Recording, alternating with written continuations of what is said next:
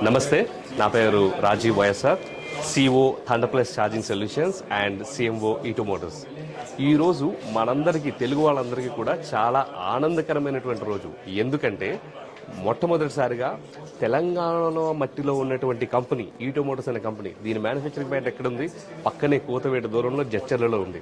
ఆ manufacturing company ఇంతవరకు కూడా ఇంచుమించు 2000 ఎలక్ట్రిక్ 3 వీలర్స్, ప్యాసింజర్ కావచ్చు, కార్గోస్ కావచ్చు, దేశం మొత్తం తిప్పుతూ ఉన్నాయి. అంతేకాకుండా అనేక రకమైన 2000+ ఛార్జింగ్ స్టేషన్స్ కూడా దేశం మొత్తం పెట్టి ఉంది. అయితే అదంతా ఒక ఎత్తు అయితే, ఈరోజు ఈ కంపెనీ ఫ్లిక్స్ బస్ అనేటటువంటి జర్మన్ కంపెనీతో భాగస్వామ్యంతో హైదరాబాద్ నుంచి విజయవాడకు ఇంటర్సిటీ కోచ్ బస్సెస్ని మొదలుపెట్టడం జరిగింది. దీంట్లో ఉన్న ప్రత్యేకత ఏమిటంటే, ఎటువంటి కాలుష్యతము కానీ, ఎటువంటి ప్రభావితమైనటువంటి కాలుష్యాలు కానీ వెలువడకుండా 0 కార్బన్ ఫుట్ ప్రింట్తో మనం హైదరాబాద్ నుంచి విజయవాడ ఇంచుమించు 4 నుంచి 5 గంటల సమయంలో వెళ్ళే అవకాశం ఉంది.